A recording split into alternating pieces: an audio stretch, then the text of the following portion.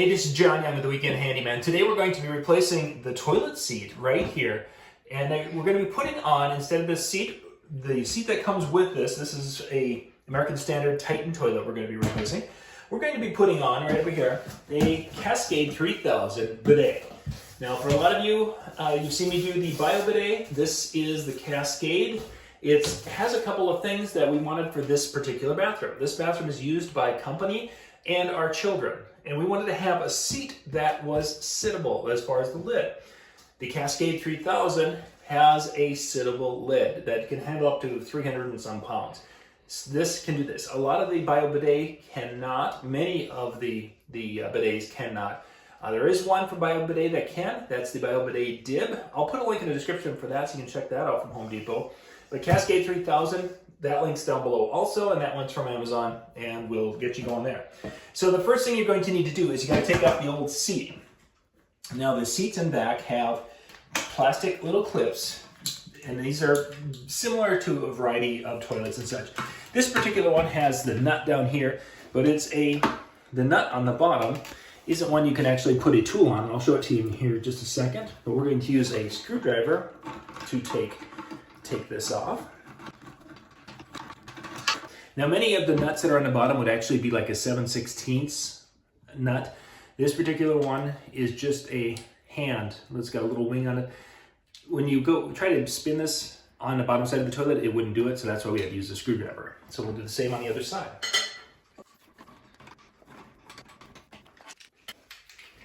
And we'll remove the toilet seat. Now we're going to be working down here. In this spot right back here, we've got the water line that goes into the toilet. So we're going to need to shut that off because we are going to be taking this off and putting in the little adapter to allow us to get water to the bidet. So we're going to be loosening this right here, but before that we got to shut the water off. And we're going to flush, and we're going to hold to drain as much water out of the tank as possible. Now you'll see that there's still there's probably about 4 or 5 inches of water in the bottom of the toilet. Some of the older stools will not have that much water in there. There's quite a bit here. But I don't think once we take this off that it's going to leak out. I think the water goes up and in. So we should be fine with that. So next we need to take this off, and we'll get our adjustable end wrench. Now for those of you who watched the install video of this toilet, I basically went and tightened it by hand and then gave it a little bit of a turn at the very end with the adjustable end wrench. So as you can see, the toilet is not draining. And then we're going to put on our little adapter here. This adapter will allow us to take the water line that comes in and be able to tee it off so we can get water to that. Now you see on the instructions, and you want to follow instructions as well as possible here, it says do not use a wrench or other tool to tighten this. Why I could here and I won't here, is this down here, look up on this side, this is plastic, this is plastic. When you have two plastics meeting up like that, you don't do your thing. So we've got that. This is metal, this is metal. I could do a little bit more with that, but I'm not going to need to because you can see that there's a rubber gasket in here that's going to press up in here to seal.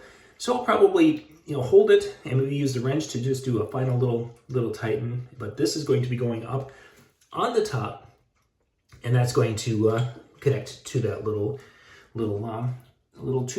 pipe going in.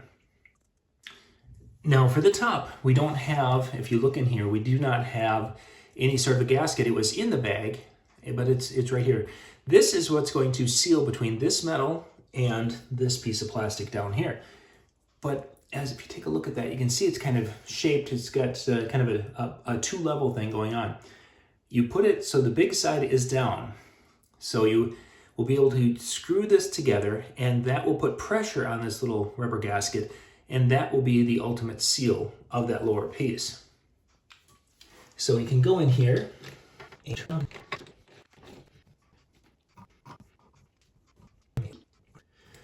doing it by hand, I can pretty much turn as much as I want because I'm not going to break it by doing it by hand. Now I've got that into place. Now I can put on the main water line.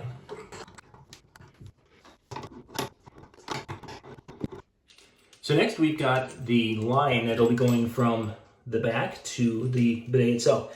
Now it's going to have to go something like this. This is actually designed for the T to be down here or up here. Well, in our configuration, we have a 3/8 inch down there.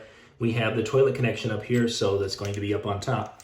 You'll see that this particular line on the Cascade 3000 has a 90-degree and one at straight. We're going to connect the straight one to the back here, and then the 90 will go feeding the bidet.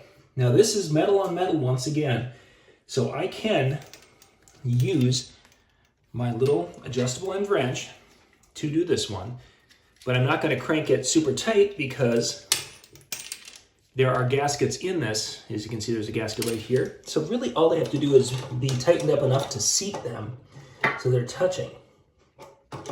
So in order to keep it from going too much, I'm going to hold down right next to the wrench itself and just do kind of a finger. So I don't have as much leverage when I'm down here, but then I'm less likely to break it. If I'm down here at the end, I'm going to have more leverage, more strength, and I'm very likely to break some of the pieces. Our next piece is to put the mounting plate on. The mounting plate comes back here.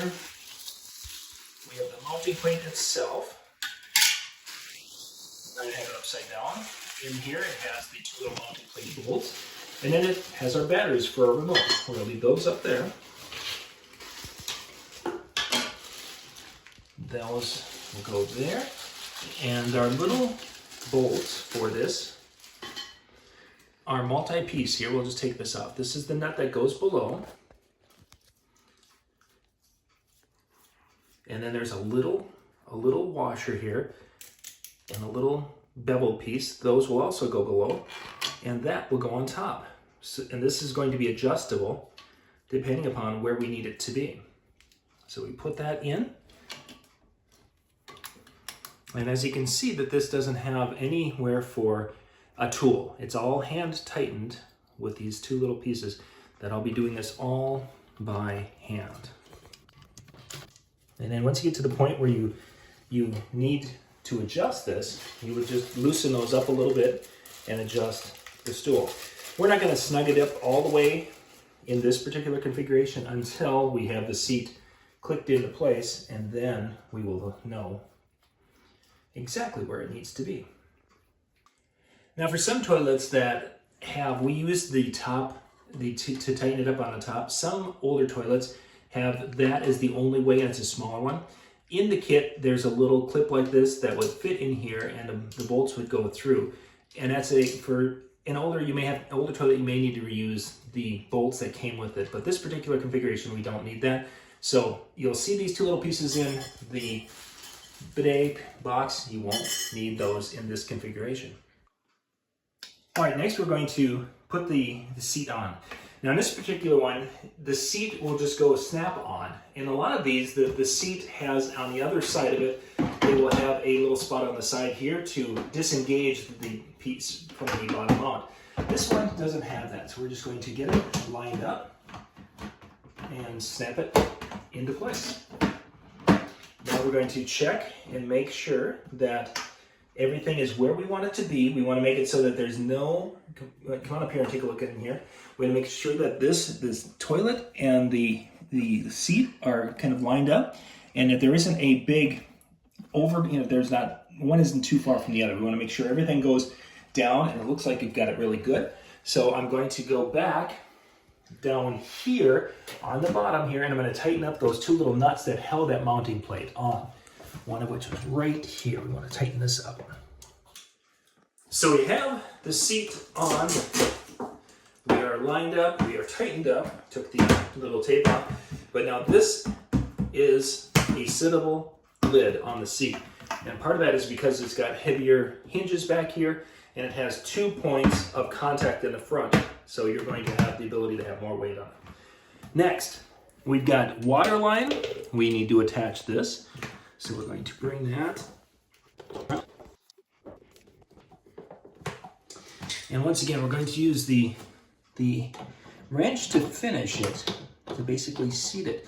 But I'm going to support it here, and I'm going to hold it right down next to the head of the wrench. So that way I don't have as much force, because this little pipe going in, this feeder line, or the piece that goes in, is plastic, and I don't want to put too much force on it. And there we are. Now we should be able to turn this on and see if we have any leaks.